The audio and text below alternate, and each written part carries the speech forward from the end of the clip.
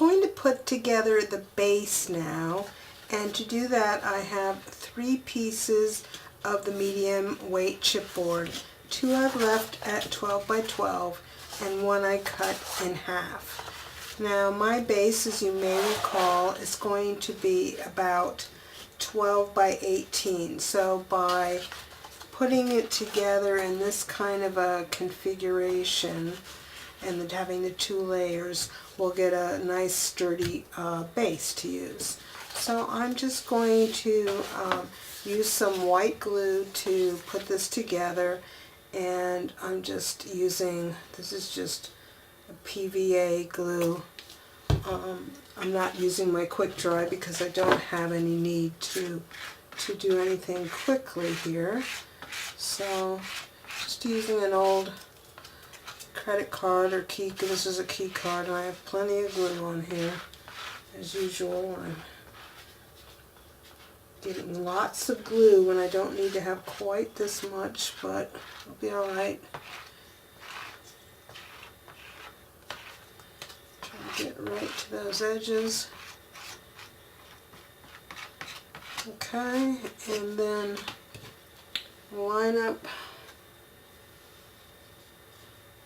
these edges.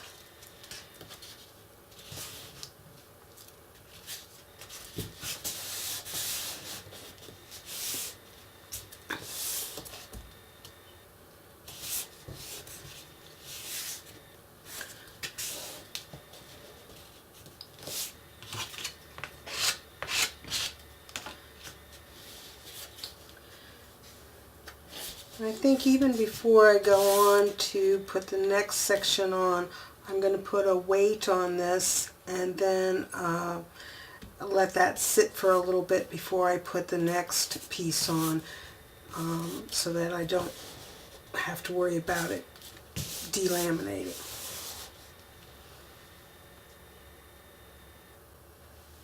So I have my brick on here, and I think I can go ahead and put this next section on.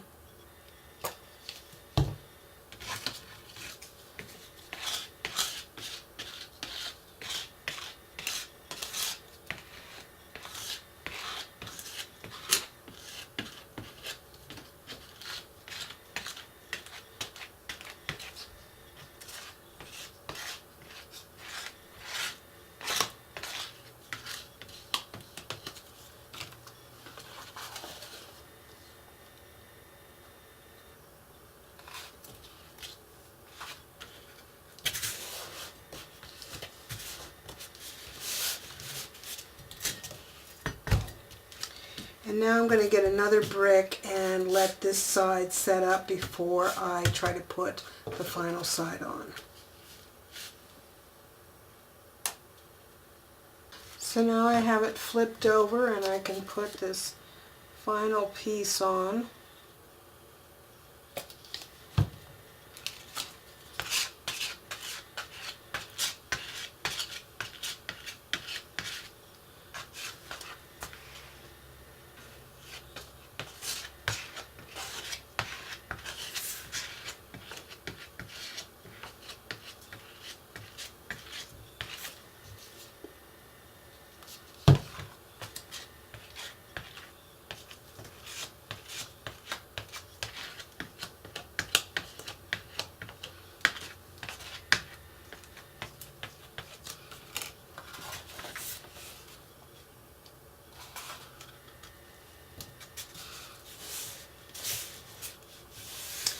Now I'll let this sit under weights overnight so that it dries nice and flat.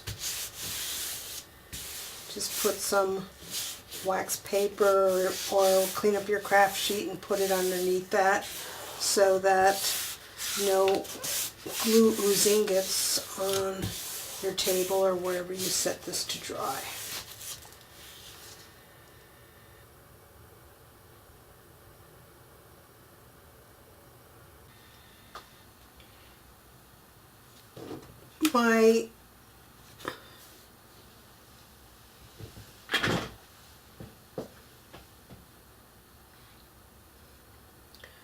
The chipboard base has dried overnight and it is perfectly flat because I put some weights on it. Just use heavy books or whatever you have on hand, canned goods, etc.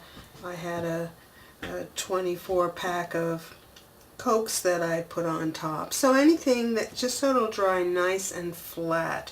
And I've laid out the village on here to determine if I wanted to cut any corners off. And what I've determined is this is up in the top left hand corner, and what I did was I just had placed the level 2 and 3 there and determined where the edge of this wall is and drew a line to cut that corner off.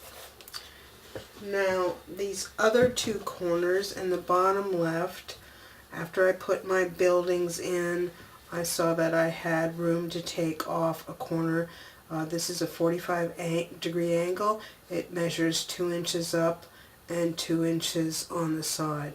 Make sure you don't crowd your buildings too much if you decide to take off more than what I've done here. And then in this bottom right hand corner, what I did was I'm just to mimic the angle of level 2 that's coming in here. I measured over 3/4 of an inch. This is a 3/4 of an inch by 1 1/4 up on this leg, and cut that corner off. So, and I'm leaving this back corner square. Now, to finish this off, of course, we'll have our pattern paper underneath the buildings, but the edges are not looking too cool. So what I've done is I cut some strips of white cardstock. These were cut 1 inch wide, and they're scored at 3/8, then 1/8, so that it makes a little channel, and that little channel will come along and tidy up this edge right here. So to get started with that, I cut a slit, not through the 3/8 inch part. The score tape came back on here. Just a little slit to get me started there. And what I'm going to do is put that corner right here on this, where this corner turns in the front. And that's how I'll do it as I move around, is just make a cut and then fit around that corner. Put either the top or the bottom score tape on first, then wrap around and remove the score tape backing from the other side, and just proceed around. I'm just going to butt my seams together. If it looks like it may, you can take if you know where that, before you do that butt joint, you could put a little white paint just underneath that joint in case and along the seam, in case anything was to show through, or you don't get that nice joint there. So go around the whole perimeter, and I'll do that, and then I'll be back. I finished putting the white border strips around the entire project, and I took the time to burnish and make sure that all of my corners were nice and crisp. So this next thing that I'm going to do is an optional step, but there's a ridge created by this strip here, and if I was to just put my pattern paper on here, I'm going to feel that bump, depending on how thick, of course, that the pattern paper is. But what I'm going to do is just some infill using the same cardstock that I used to create the strips. This is just some 65-pound cardstock, and I've just cut some pieces that will just fit inside of that border. And once I put them down, this will create a nice smooth, there won't be any ridge here when I go to put my pattern paper down. Like I said, it's optional.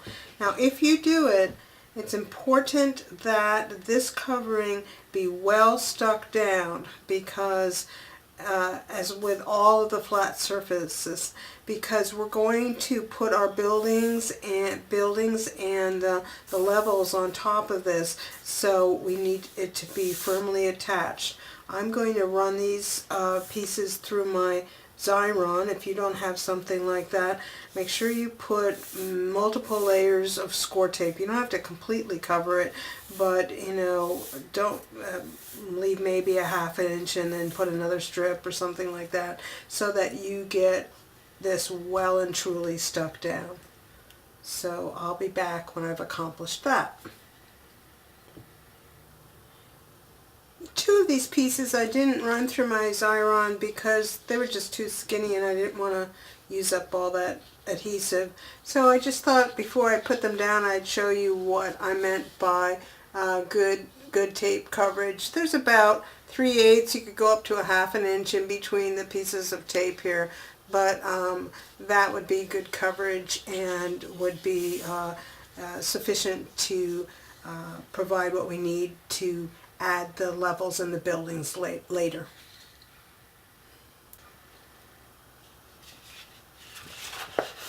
So I finished putting all of the base paper down and burnished it really well, and now I have two pieces of pattern paper which I have joined with butt joint with just a strip of score tape right down between the two of them.